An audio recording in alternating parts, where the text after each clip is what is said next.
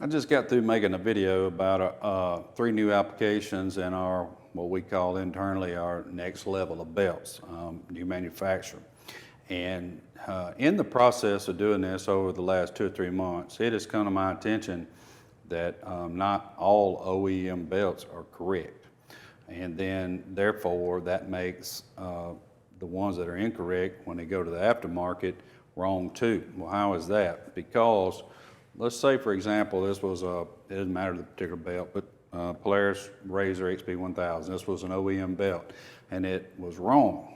All right, well, an aftermarket company or manufacturer, different than somebody like me that gets somebody to make something for them than somebody who actually makes them. If they have their own brand, and even people like me, if they're just taking some actual private label stuff, so hey, take your name off, put my name on, I'll take it. You don't want to do that.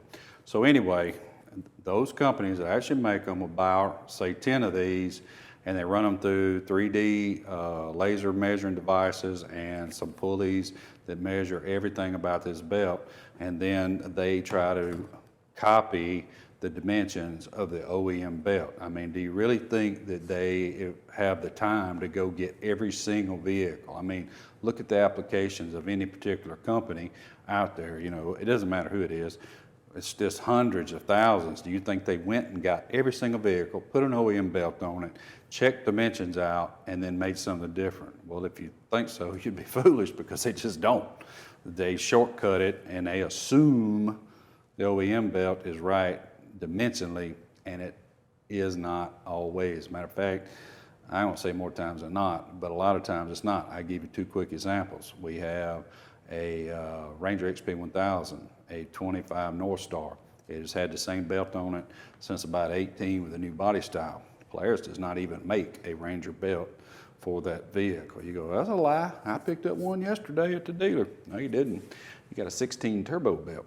So with the newer, larger diameter clutches, Polaris made a belt in 16. They quickly found out it was not strong enough for the turbo, so in 17 they made it thicker. They didn't have access to some of the newer, higher performance materials like ours, our new next level at the time, and so they had to make it thicker. But they had that belt, and then when they come out with the larger diameter clutches for the Ranger, they said, hey, we got a belt that will work. And it does work, but it leaves some to be desired. It needs to be thicker for more belt grip, because a Ranger is a slower moving vehicle, and then also it's just not wide enough.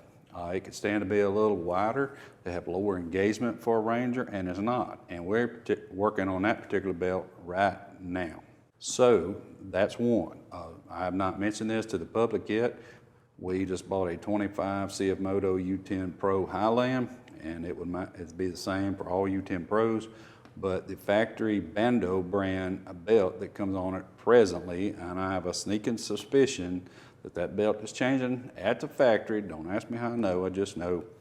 But that particular belt is bad wrong, is bad narrow, has engagement RPM around 2100, and then it should be around 1600. So those are just 2 examples off the top of my head. All right, well, if all these aftermarket manufacturers take those particular belts and measure 10 of them and come up with a median dimension and make their belt off of it, put it on their shelf and sell it to you, you didn't get anything any better. So they didn't know this was wrong because they didn't get a vehicle. Guess what we do? We go buy the vehicle. We have approximately 9 UTVs in our fleet today. And we just bought a Ridge 2 or 3 weeks ago, maybe a month. And no, we bought a U10 Pro Highland 2 or 3 weeks ago or a month. And a week or so ago, we bought a 24 Ridge, Kawasaki Ridge. And I don't know, 3 or 4 months ago, we got a 25 North Star. So my point is, we buy vehicles, we check fitments, and then with the new, especially with the newer companies that we're dealing with now. I mentioned it in another video, MBL and Gates. They work with us fantastically on getting some custom dimensions to get it right, because even the OEM, which MBL makes 80 or 90%, do you think that they get vehicles in their building? No. You would assume The OEM takes what they send them and checks it. But again, something like that Ranger one, it'll work, it's close. We save $5 per belt and don't have to worry about building a new one. Let's roll with it. Hunterworks says, I'll buy a vehicle, I'll perfect this thing if you'll make it for me. We will if you want to do that.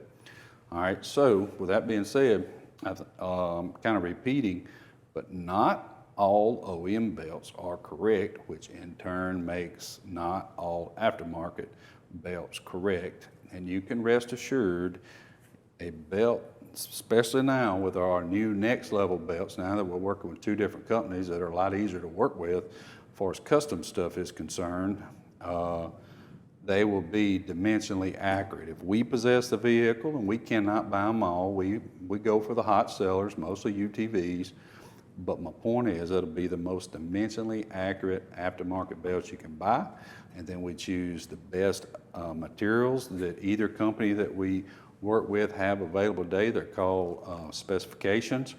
They create new compounds all the time because horsepower are going up all the time, and so they have to create stronger and stronger belts. And if there's a stronger material for a particular vehicle that you may not even need it on, for example, one comes to the brain is an HD8 Can-Am or an older HD10 Defender that has a different weaker compound. There's a dimensionally the same belt available later with a higher dimension. They use an X3 turbos, but guess what?